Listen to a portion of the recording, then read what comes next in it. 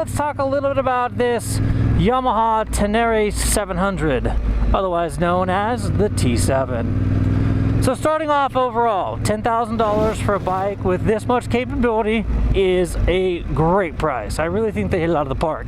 Now, there's a lot of things, small things that you could tweak on this bike from the factory that would make it better.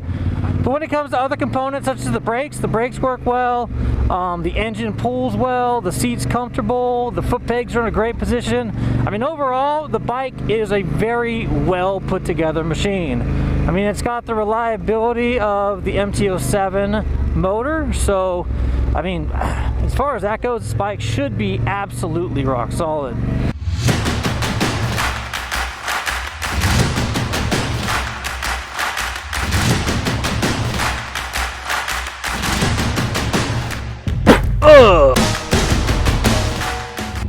Now this bike does have a Krapovic pipe on it. It does not have stock exhaust, so it does sound a little bit more rumbly than the OEM, something to keep in mind.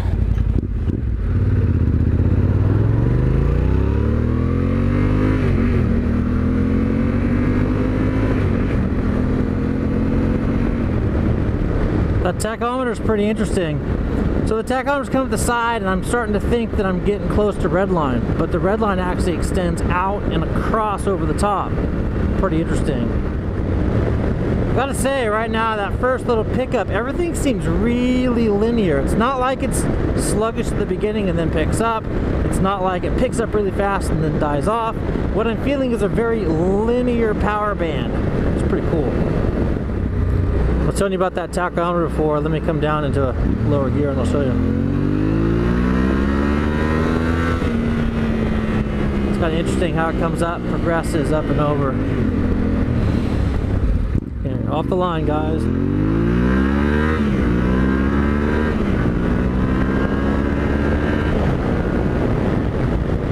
Super smooth.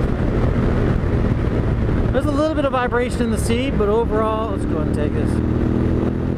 But overall, the feel is just really, really buttery smooth. As far as suspension goes, this bike has stock suspension. All right, here we go. First freeway entrance.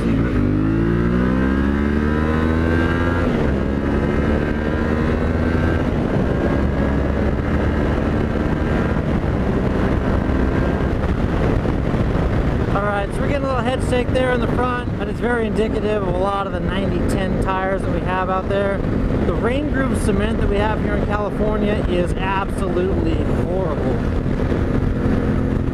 But as far as first roll on, I mean, there's plenty of punch on this bike in order to get you up to freeway speed quickly. If I wanted to pass these cars and run into the next lane, if I grab a full handful of throttle, I've actually got some pretty ample pickup in order to be able to jump over and do that.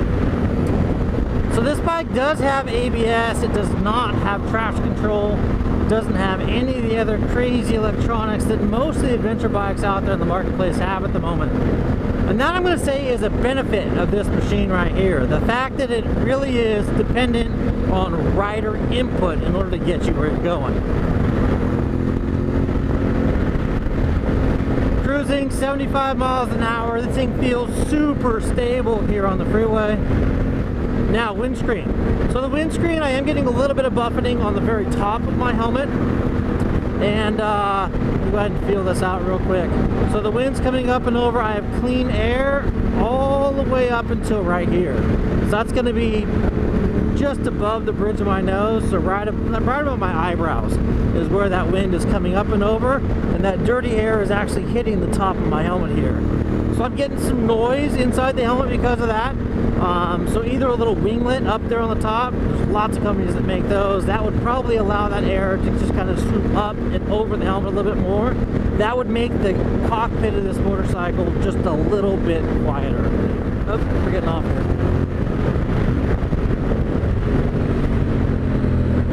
Again, this bike is super nimble. Last minute movements like that, I mean, the front of this bike is so light. If I had to say that's the biggest difference in feeling that I'm feeling on this versus an R1200 GS, my 950 Super Enduro, the Africa Twin even.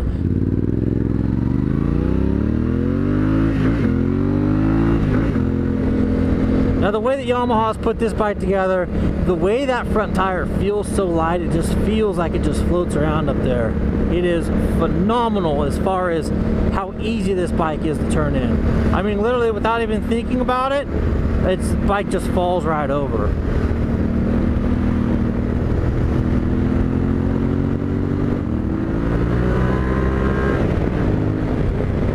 The power on this bike is really interesting. So for example, right there, fourth gear, I was pinned full wide open as I came up over that crest. If I was on the 950 fourth gear, pinned wide open to that crest, there's a good chance I could have looped that one out, at least lifted the front wheel a little bit. The power of this Yamaha, well, it's not lacking power at all in any stretch of the imagination. It is linear, it is predictable, and it is there when you need it. All right, here we go. Let's go ahead and get this ABS turned off here real quick as we head into this off-road section.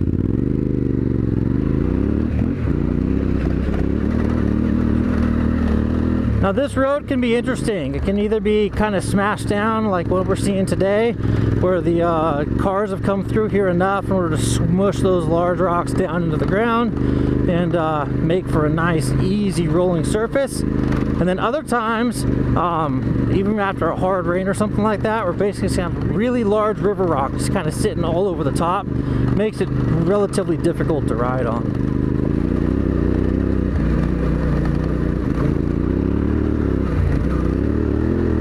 Third gear, mid throttle. In this gear, I feel like I'm a little bit low on the gear. The bike isn't lugging, but it's not at that peak performance level. It takes just a second after I twist the throttle in order for it to kick in and then be ready to rip.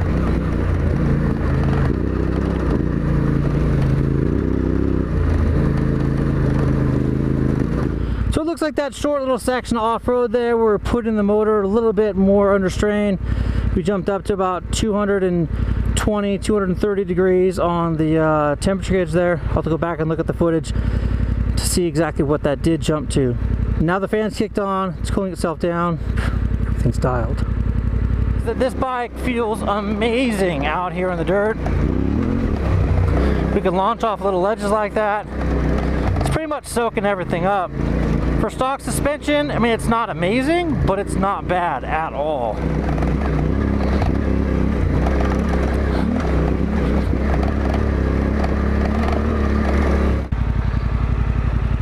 At 223 degrees. It's getting pretty warm out here. Hammering these riverbed rocks.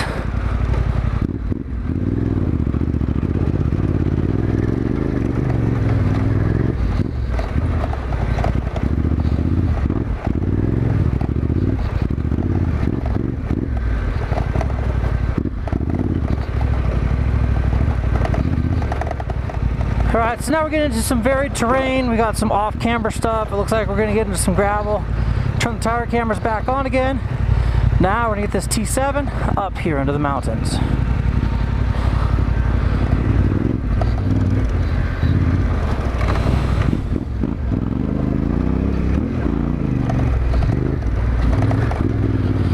So down here it's actually turning into like a deeper, I mean, it's gravel, I guess.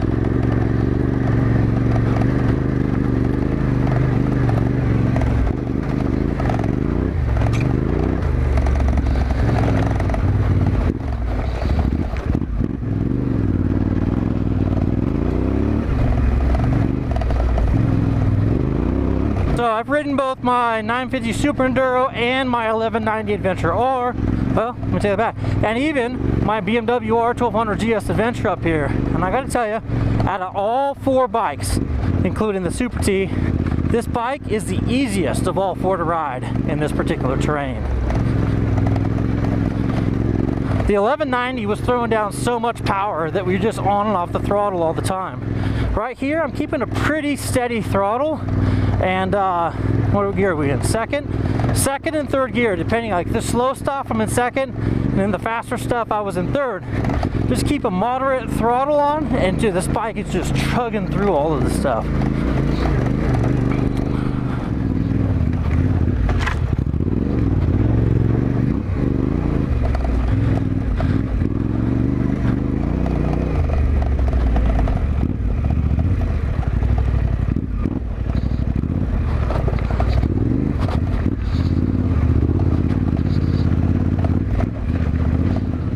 So it looks like the trail goes up this little creek bed here.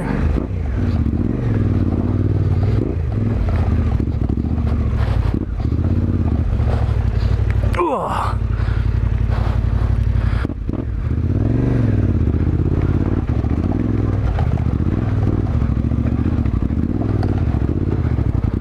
Dude, this bike is climbing so easy.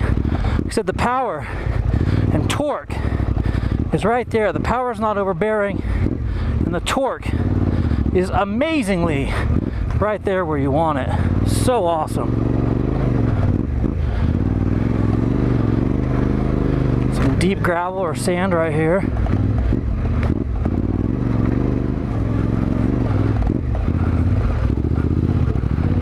Oh!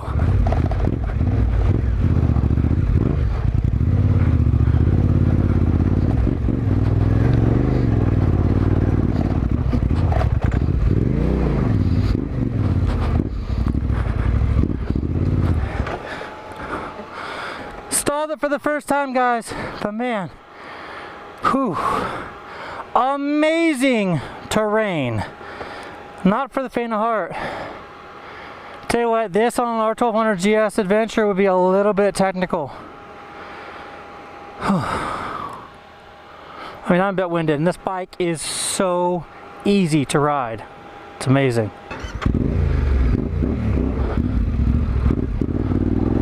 Oh!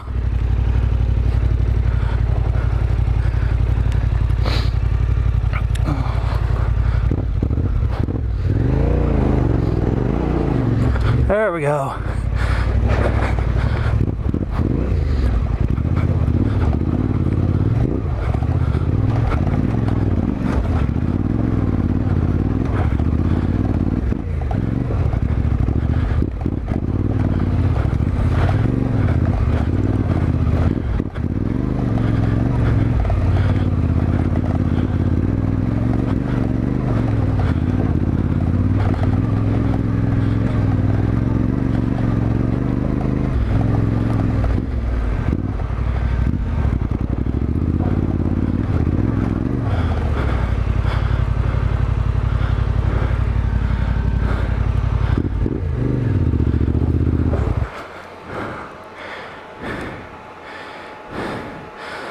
Well, guys,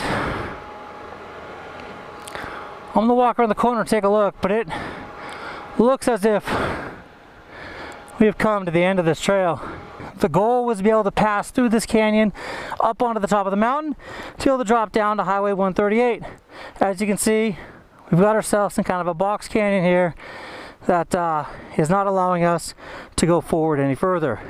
Now, the two amazing things we were able to accomplish is we were able to ride this Yamaha T7 over some awesome riverbed terrain. Pretty wild.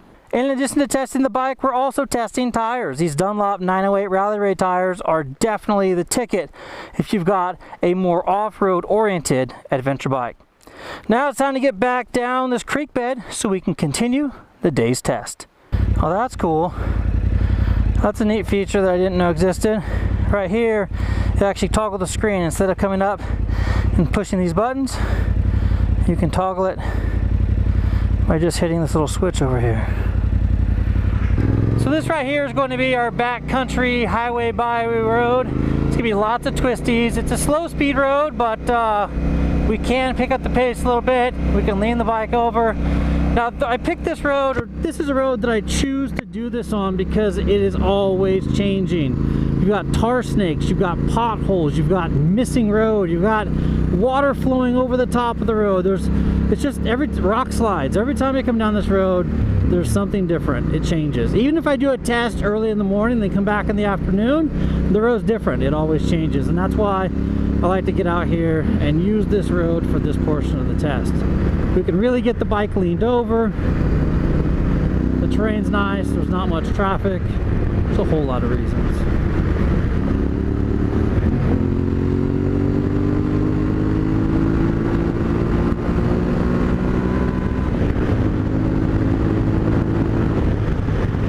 The power on this T7 is extremely usable and extremely rider friendly.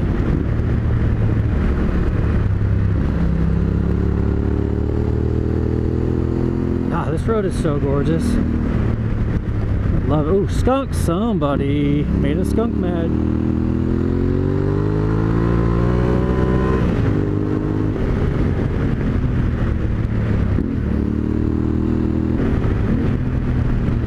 Alright, now we're going to do a little blasting of Highway 18. This will allow us to get some high-speed twisties in.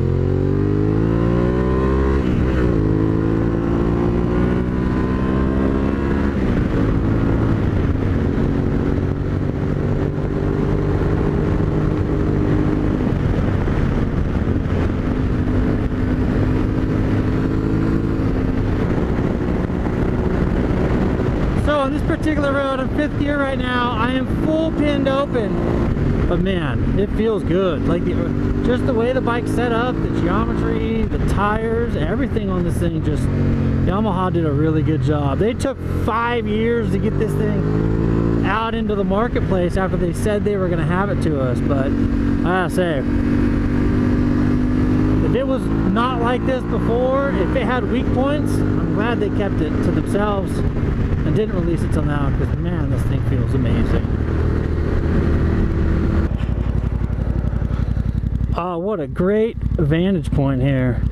So now what we're going to do is we're going to come back around. That's the dirt road that we take off. That's going to take us up and over the little jump, down and around the corner. And then that far little knoll over there, you can see the dirt road that kind of zigzags up. That's actually the last hill climb that we're going to do. So now it's time to get down to that dirt so we can have some more fun. All right, this is where we're going to turn off onto the dirt. Now this dirt road does get traveled quite a bit by the parasailing and wind, what do you call that thing? Hang gliding group of guys. Woohoo, nice.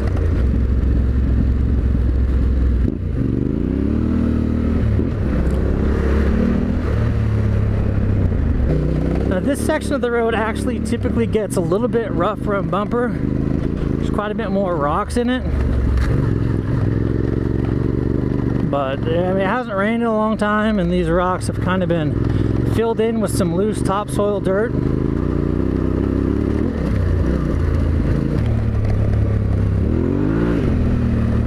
Alright, that there behind the water tower is going to be our hill climb. We're in 2nd gear. I'm going to go ahead and stay there.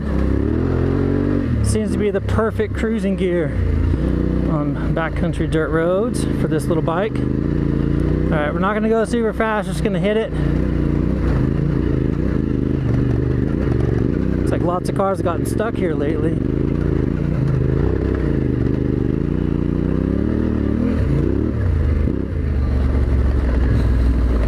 And there's the view of a nice smoggy day today here in the Inland Empire.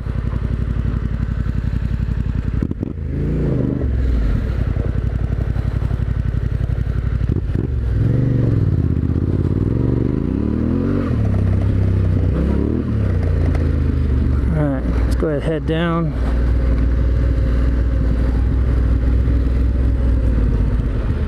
You can see we kind of cross paths right there.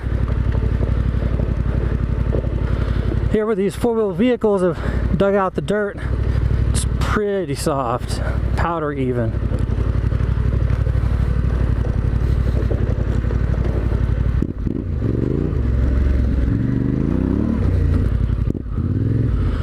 I used to come down here. It looks a bit overgrown right now. Let's make our way around.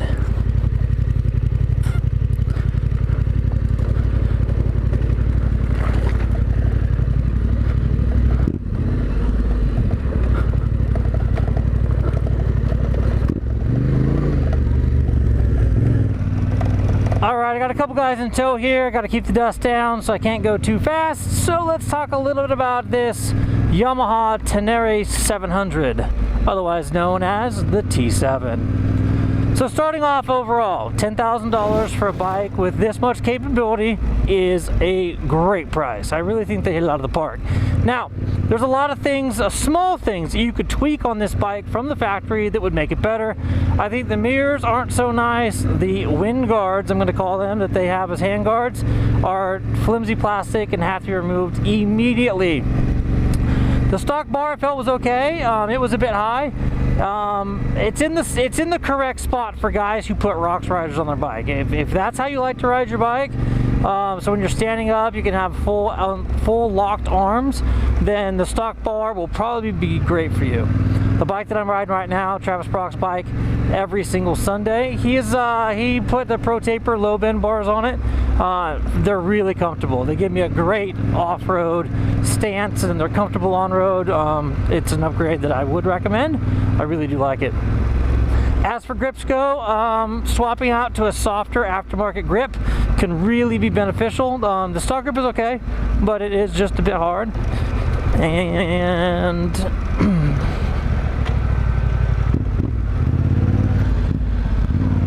but when it comes to other components such as the brakes work well, the engine pulls well, the seat's comfortable, the foot pegs are in a great position. I mean, overall, the bike is a very well put together machine. I mean, it's got the reliability of the MT-07 motor, so, I mean, as far as that goes, this bike should be absolutely rock solid. Alright, so I'm now riding a mountain road at nighttime, and we got a lot of corners, we got some elevation changes, and I gotta say that an improvement that Yamaha could make is the front end lighting. Now, they made the lighting look badass. If you look at the front of this bike, it just looks killer. But the actual functionality of this setup is not very good. Right now, my high beam is on, as you can see, is indicated by that blue light. This here is the low beam. I can basically see what, whoa, that was a nice squirrel running out in front of me. I can basically see just in front of the bike, like, I don't know, 20, 25 feet. And then everything is pitch black past that, just pitch black. It's horrible. Hit the high beam, and I do see some more up there, but not much to the left or to the right. It's basically just a beam that goes straight out. Not much flood there on this high beam. Definitely a lot of improvement could be made on the stock lighting. So let's take a look. Well, right now we've got ambient air temperature outside of 79 degrees Fahrenheit. Engine temperature 176. Interestingly enough, the average fuel mileage on this tank is 40.3 miles to gallon. It says right now I'm cruising down this road here, I'm getting 83.6. That's definitely eco mode, guys. This goes to show the extreme variance in fuel mileage. Now, if I go ahead and drop the gear and open the throttle,